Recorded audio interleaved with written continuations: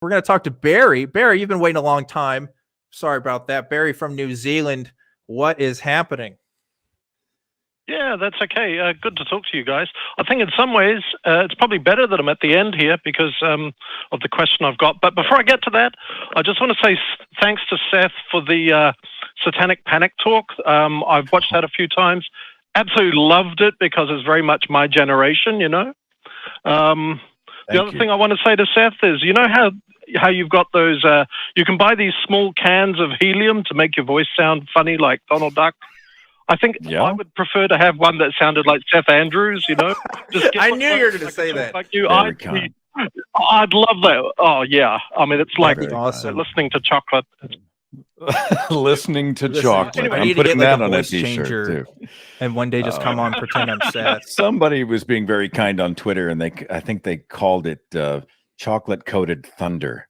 And I thought, I'm putting that on a t-shirt. So I have lots of t-shirts to make. That'll make me happy. So, but thanks for the kind words, brother. Appreciate it. For Halloween, I'm gonna put glasses on and grow up my beard.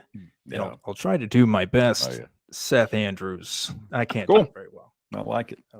But anyway, Barrie, what do you want to talk to us about? Right. Yeah, okay. Well, I guess this will help people like Casey and Nikki, who you had early on. You know, it's always good to try and still man the opposition, really, isn't it? And try and put the best argument you can to sort of work against. I don't think they did a great job at representing their own point of view. So my question is the standard one, I suppose. What do you guys consider to be the best argument for God? You know, having been on both sides of the argument, you might have a really interesting perspective on that.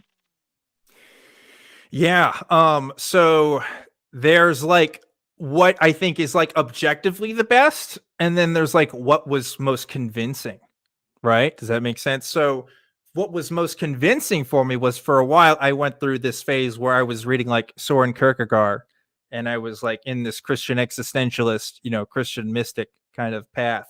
And the arguments that come from that line of Christian theology, you can call it, is that your personal experience is what ultimately matters. That's your connection to divinity. That's how, you know, that's the most important thing. So Kierkegaard literally says you have to make this leap of faith in order to come to these conclusions because it might not make sense with the rest of reality. And that's what I did. I understood that my relationship was totally based on faith being this idea that I believe it even though I don't have good reason to. I mean, that was what it was. What I deconstruct from that later is I believe that because I grew up in a Christian community and it was all I knew and I wasn't exposed to other ideas that, you know, could contradict some of that. What I think is the best, I mean, objectively, and when I say objectively, I mean, like you could write a book about it, maybe do it in a debate. I don't know. I think like intuitively, the fine tuning kind of arguments make a lot of sense for people. Because the world seems really strange. Like, why are things the way that they are?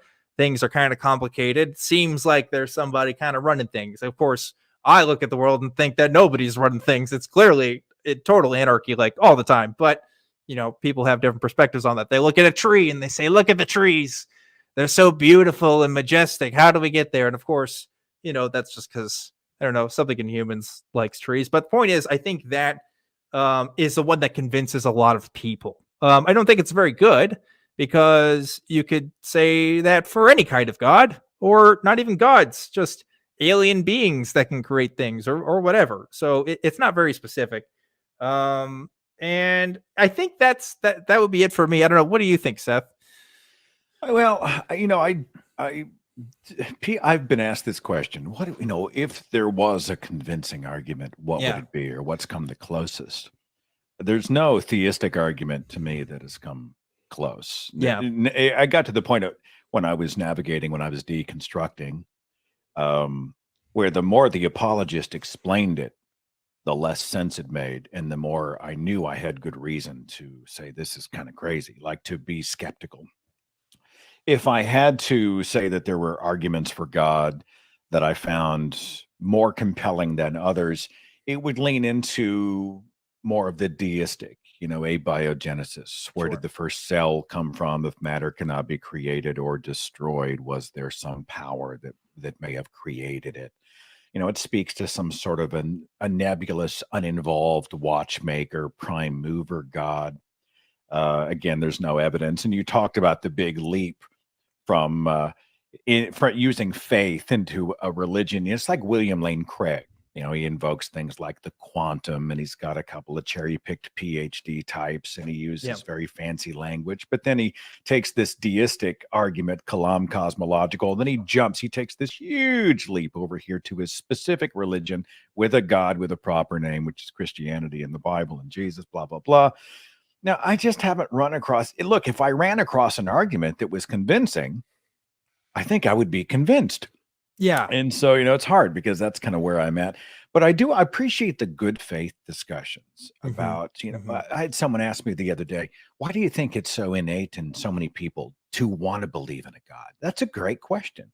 And it speaks to our evolved selves. We did a whole show on the psychology of belief last year where Dr. John Watney was talking about how, much of what we are evolved to be in terms of parental figures, and we are their children, dependent children, actually speaks to this idea that there might be a father out there in our dependence, nourishment, spiritually and otherwise, from the parent, and how that might speak to our own evolution. I think those are more compelling. But the truth is, if I'd stumbled across a really interesting, compelling, and it's something I felt like had any real meat on it, I might actually believe it, but I haven't run across any of those arguments yet. Yeah. I always thought it was weird that, like Jesus wasn't running the kalam on his followers. You know what I mean? Like he wasn't doing that stuff. He was actually, according to the story, like making shit happen. And that's why they believe. And then he says at the end of the book of John, like, greater are those who believe and yet haven't seen. So it's like the first guys were believing because they saw stuff. And so for me to say, well, I haven't seen anything, and Christians to be like, well, you have to believe anyway, because it's like, no, that's what Jesus did. Like, if Jesus didn't do the stuff, then you wouldn't think he was the Son of God.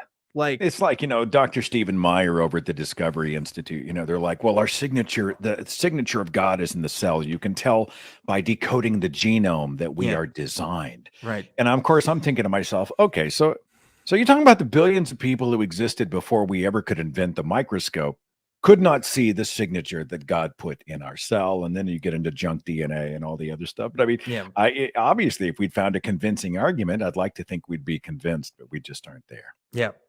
Don't think so. But it's a great question, Barrie, and I agree. We should try to steal man as much as possible so that we can really figure out if this thing is true or not. Excellent question. And thanks so much. Thanks, brother. Calling in.